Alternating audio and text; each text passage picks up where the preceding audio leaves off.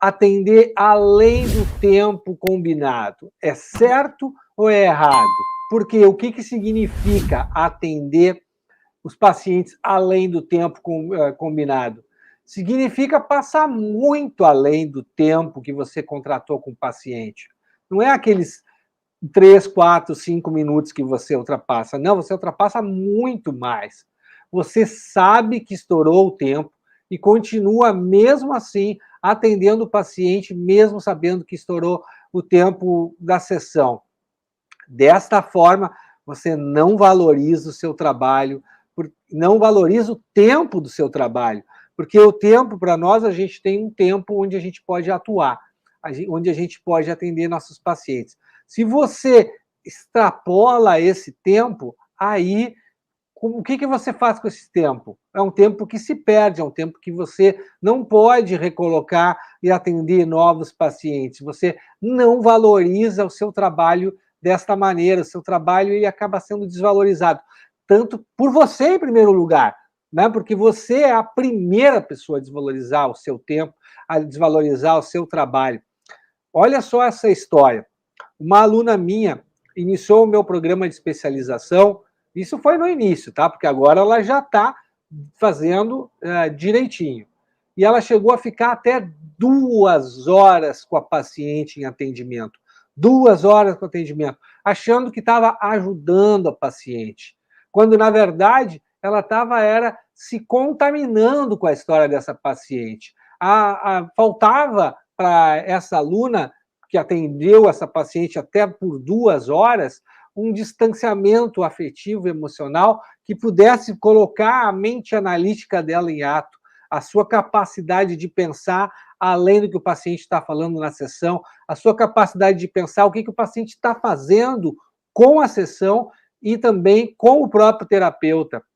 Porque isso prejudica a escuta, porque você fica angustiado em querer ajudar e resolver logo a situação, aí você tem pressa, aí você quer aumentar o tempo da sessão para ver se resolve mais rápido o problema do paciente e não tem a neutralidade de escuta. Quando eu falo de neutralidade, eu estou falando de neutralidade de escuta. Você não tem a neutralidade de escuta necessária para diagnosticar a gravidade da situação do caso e saber como você tem que agir da melhor maneira possível para ajudar esse paciente a resolver os problemas emocionais que ele veio resolver na terapia. Aí você se envolve muito mais do que deveria na vida do paciente. Fica tudo meio misturado, fica contaminado. Você não tem uma empatia, você tem uma contaminação emocional. A empatia para a terapia é bom, porque daí você consegue se colocar no lugar do paciente, consegue entender o que o paciente está dizendo, o que ele também não está dizendo. Mas nesse caso, não. Nesse caso, você se mistura com a história do paciente e pode até adoecer junto com ele. Imagina, por exemplo, uma partida de futebol onde o árbitro, ao invés de terminar a partida nos 90 minutos ou com aqueles minutos de acréscimo que ele dá, ele não encerra a partida continua. O que vai acontecer com os jogadores? Que reação os jogadores vão ter em relação a esse árbitro?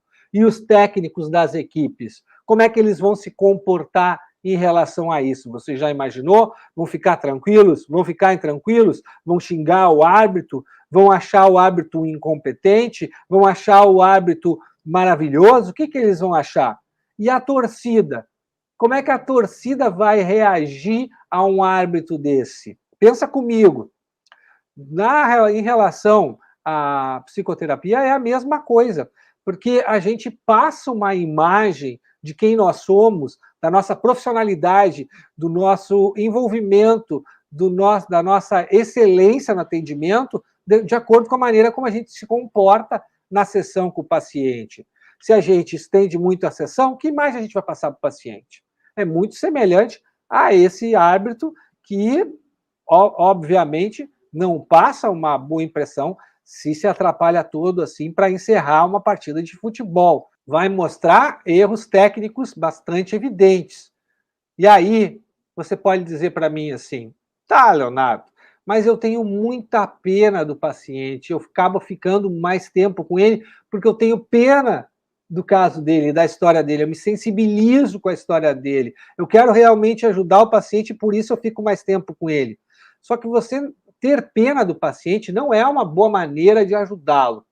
Ter pena do paciente faz com que você se envolva demais, faz com que você não tenha o distanciamento necessário para poder escutar além do que o paciente está dizendo, chegar nas causas dos conflitos em consciência do paciente, fazer um bom diagnóstico da situação clínica desse paciente para entender o que ele está ocasionando dentro de você na conta transferência, que está fazendo você querer esticar a sessão dessa maneira.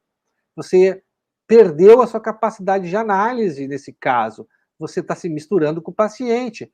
Então, justamente porque você está sentindo pena, que você tem que manter o enquadre adequado, justo, e não sair dele e inventar a roda. Não invente a roda, faça o básico bem feito,